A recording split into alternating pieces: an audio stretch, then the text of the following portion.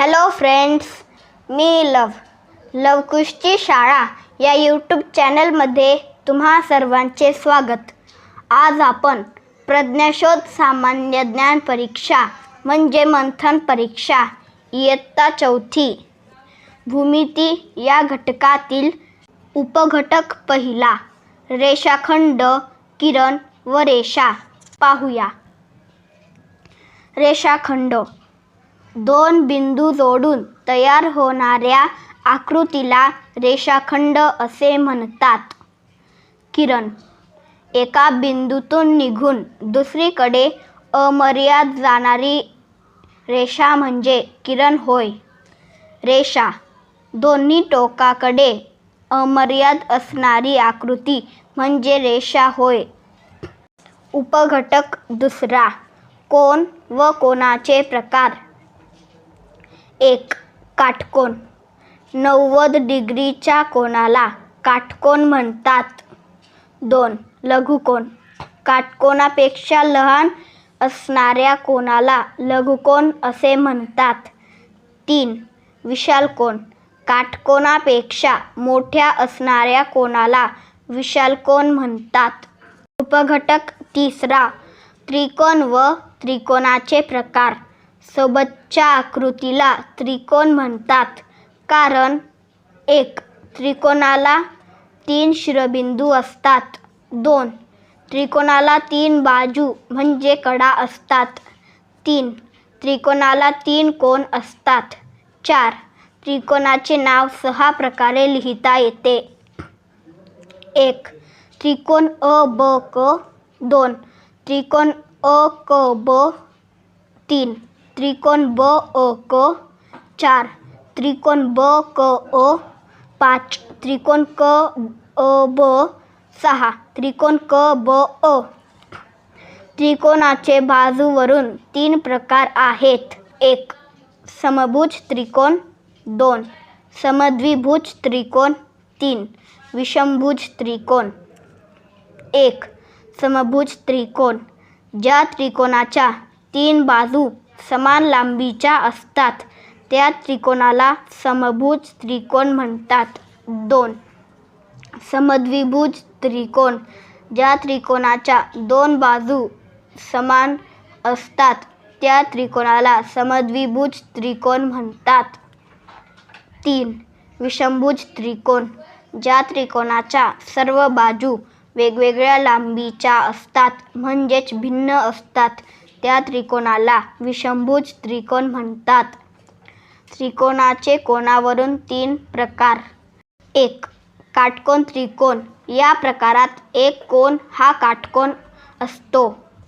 2. लघुकोन त्रिकोण या प्रकारात तिन्ही कोन हे लघुकोन असतात. 3. विशालकोन त्रिकोण या प्रकारात एक कोन हा विशालकोन असतो. उपघटक चौथा चौकोन व चौकोनाचे प्रकार. चौकोन 4 बाजू म्हणजे कडा, 4 शिरोबिंदू व 4 कोन असणाऱ्या आकृतीला चौकोन म्हणतात. चौकोनाचे अनेक प्रकार आहेत. 1.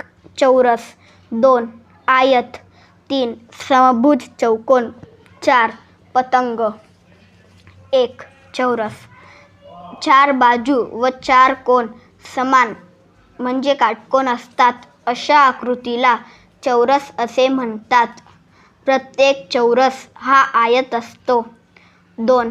आयत म्हणजे काटकोन चौकोन. समोरासमोरील बाजू समान असतात व सर्व कोन काटकोन असतात अशा आकृतीला आयत असे म्हणतात. 3.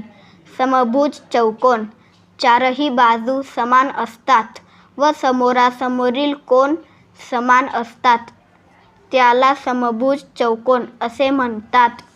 4.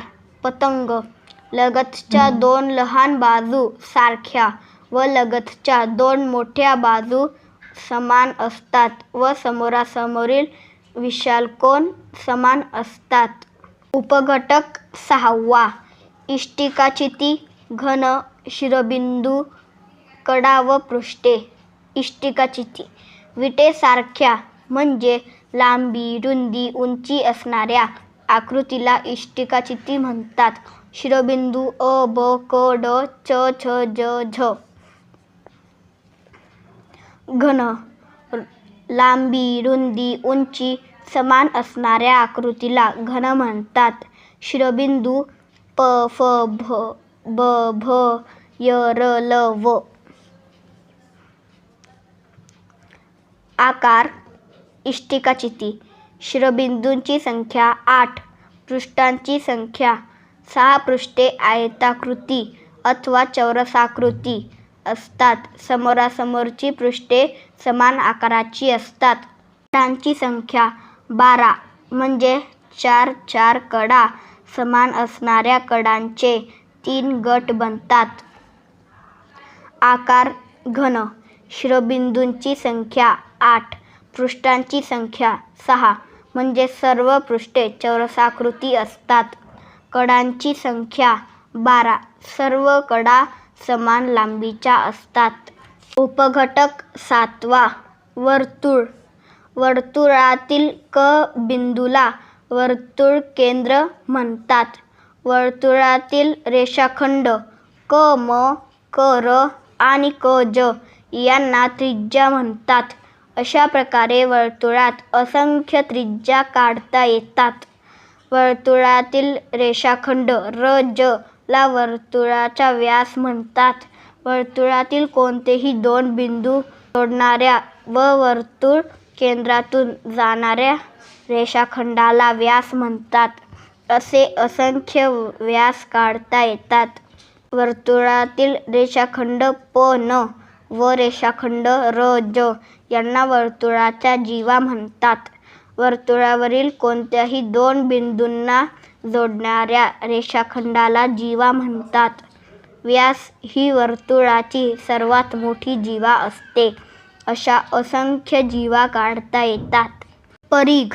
वर्तुळाची लांबी तारेच्या साहाय्याने मोजून येणारी लांबी म्हणजेच परिघ होय. उपघटक 8वा सममिती.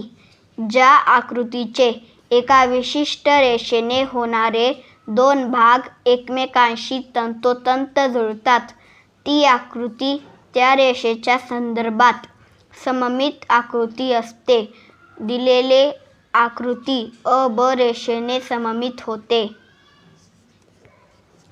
सममित आकृती ए.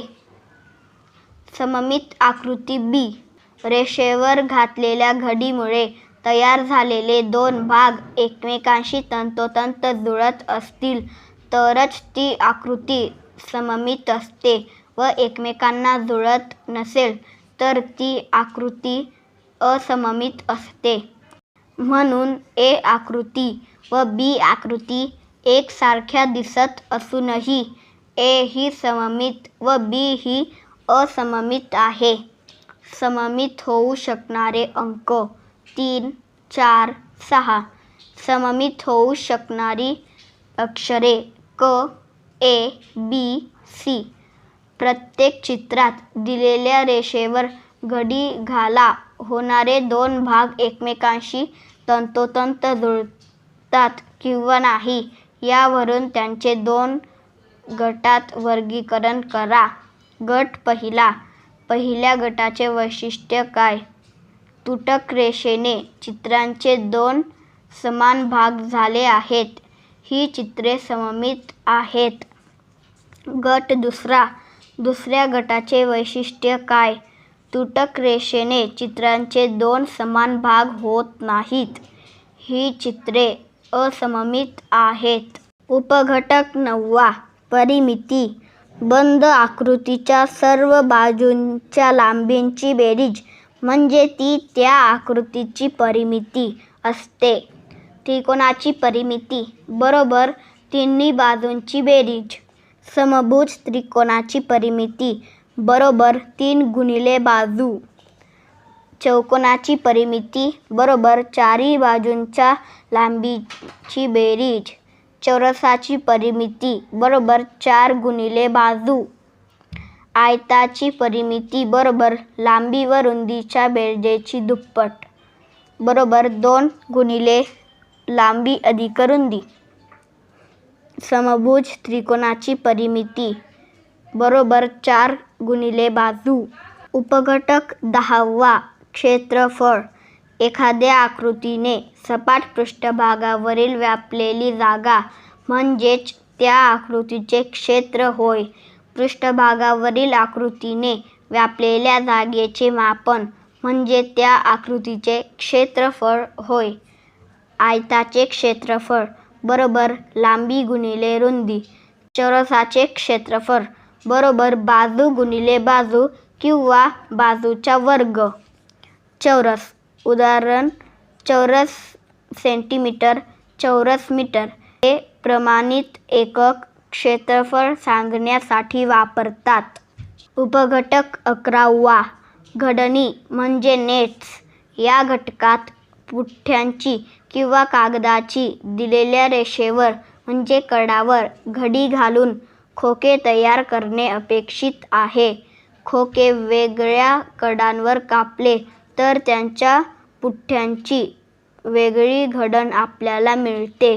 घडणीपासून तयार झालेल्या पृष्ठभागाच्या समोरील लगतचे पृष्ठ घडणीच्या निरीक्षणाने सांगता येतात. व्हिडिओला लाईक करून शेअर करा. चॅनलला सबस्क्राईब करा. धन्यवाद.